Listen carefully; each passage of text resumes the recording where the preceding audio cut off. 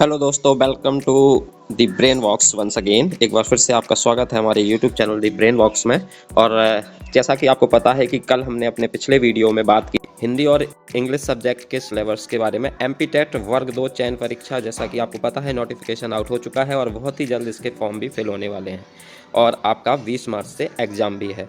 तो इसी से संबंधित हम ये सिलेबस डिस्कस कर रहे हैं, जिसमें से हमने दो प्रमुख सब्जेक्ट यानी कि हिंदी और इंग्लिश के सब्जेक्ट का डिटेल डिस्कशन अपने पिछले वीडियो में किया है।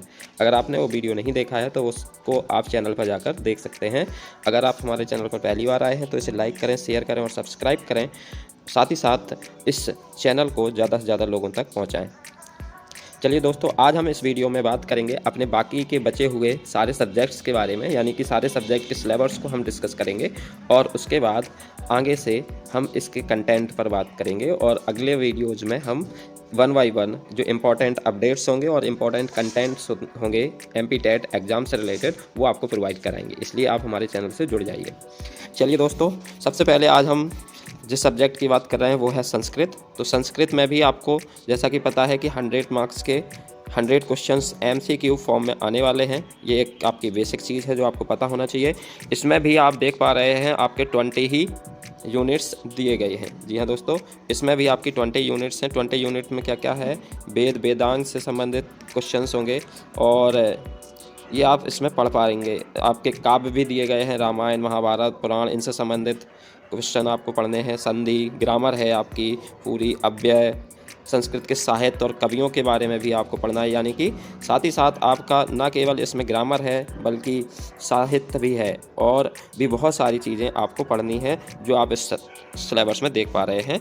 तो आप संस्कृत के सिलेबस को आप एक बार यहाँ से ऑब्जर्व कर लें, रीड कर लें और समझ लें कि आपको क्या क्या पढ़ना है। हम अगले सब्जेक्ट्स को डिटेल में डिस्कस करेंगे। संस्कृत के सब्जेक्ट को आप केवल ऑब्जर्व करके या स्क्रीनशॉट लेके अपने आप को आइडेंटिफाई कर लें कि आपको कौन कौन से यूनिट कन्फर्म है, कौन कौन से यूनिट आपके क्लियर हैं और जो नहीं है उनको वर्क करेंगे। चलिए दोस्तों, संस्कृत के बाद हम अगले सब्जेक्ट पर चलते हैं जो कि है आपका एसएसटी यानी कि सोशल साइंस। तो एसएसटी के सब्जेक्ट में आपके 100 क्वेश्चंस में सारे तीनों पार्ट्स आएंगे, यानी कि पॉलिटी भी आएगी, हिस्ट्री भी आएगी। तो किसका कितना वेटेज होगा, कितना इंपॉर्टेंट है ये सब्जेक्ट, ये सभी जानते हैं और लगभग सबसे ज़्यादा कंपटीशन साइंस और एसएसटी में ही है, ये भी जानते हैं आप। तो अच्छे से आपको इसकी प्रिपरेशन करनी है। तो देख लेते हैं सबसे पहले राजनीति विज्ञान यानी पॉलिटिक्स में क्या क्या आना है। तो इसमें आना है यूनिट 1 में राजनीतिक सिद्धांत, उनकी परिभाषाएँ, सारी चीज़ें आपको पढ़नी हैं यहाँ से।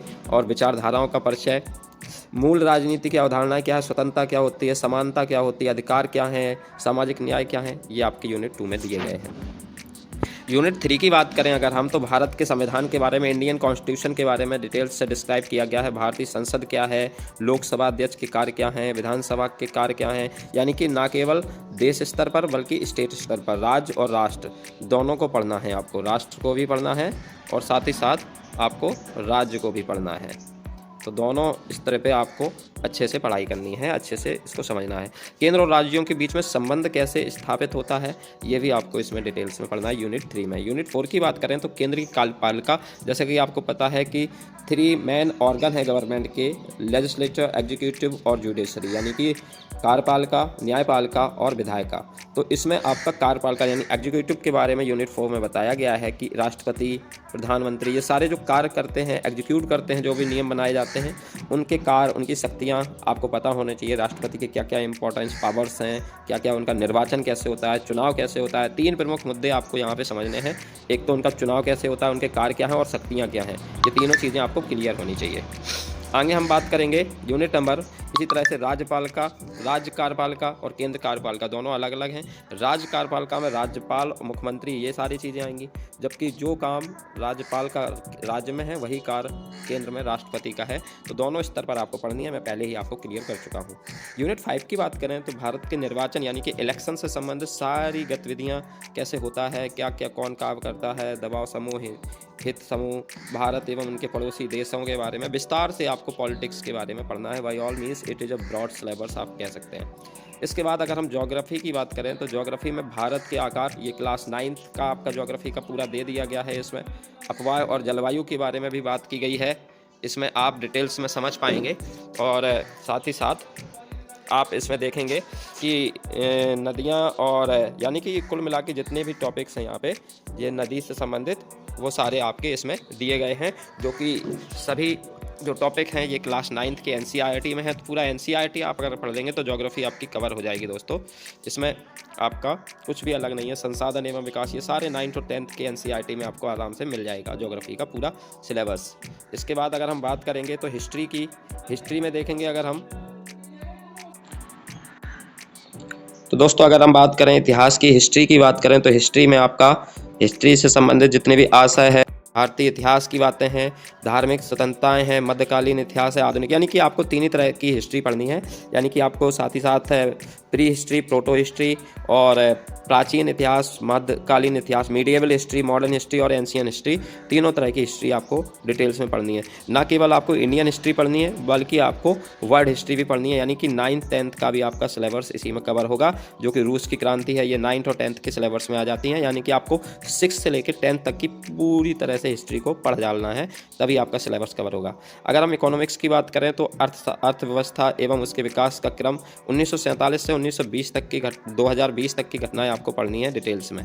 भारतीय अर्थव्यवस्था के क्षेत्रक में भारतीय विभिन्न यानी कि तीनों प्राथमिक, द्वितीयक और तृतीयक, यानी कि फर्स्ट सेक्टर, सेकंड सेक्टर और टेरिटरी सेक्टर के बारे में आपको पढ़ना है। ये 9th 10th की एनसीईआरटी में आपको मिल जाएगा। तो अगर आप 9th 10th की एनसीईआरटी पढ़ लेंगे तो ये सारे टॉपिक मैंने पढ़ाए भी हैं, आप को इसमें मिल जाएंगे, ये मैं दावे के साथ कह सकता हूँ, क्योंकि मैंने 9th 10th की एसएसटी पढ़ाई है।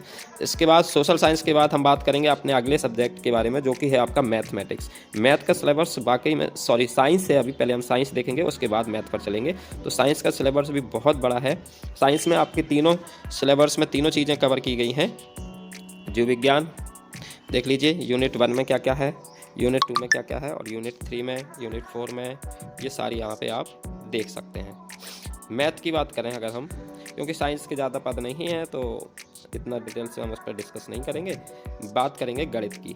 गणित में देखिए सबसे पहले नंबर सिस्टम आपको पढ़ना है, बहुपद, रेखाएं एवं कोण, ये तीनों यूनिट बहुत इंपॉर्टेंट है, फर्स्ट 3 यूनिट। इसके अलावा आपका हीरोन का फॉर्मूला आपने सुना होगा और देखा भी होगा, ये बहुत जगह यूज होता है, तो ये यूनिट भी आपको अच्छे से पढ़नी है। ट्रिग्नोमेट्री भी इंक्लूड की गई है, रेखा एवं रेखा के द्विकोणक भी इसमें दिए गए हैं।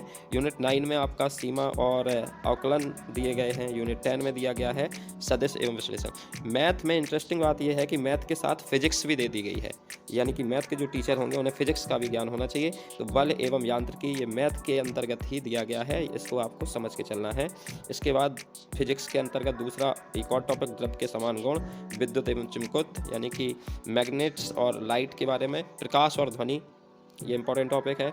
इलेक्ट्रॉनिकी एवं विकिरण के द्विक व्यवहार, इसमें भी आपको पता है। और साथ ही साथ केमिस्ट्री, 16 यूनिट में केमिस्ट्री दी गई है, 17 में भी केमिस्ट्री है, 18, 19, 20, यानी कि हाफ में आपकी साइंस है और हाफ में आपकी मैथ है। तो मैथ के लिए थोड़ा सा टफ कर दिया गया है, यानी ना केवल आपको गणित में मैथ आना चाहिए, साथ ही साथ आपका फिजिक्स और केमिस्ट्री का भी प्रॉपर नॉलेज होना चाहिए, तभी आप मैथ के सिलेबस को कवर कर पाएंगे। तो दोस्तों हमने आज शॉर्ट में जाना कि किस तरह से आप अपने एमपीटेट वर्ग 2 के सिलेबस को देख सकते हैं और कवर कर सकते हैं। अगर आप हमारे चैनल पर पहली बार आए हैं तो इसे लाइक करें और साथ ही साथ इस वीडियो को ज़्यादा से ज़्यादा लोगों तक पहुँचाएँ।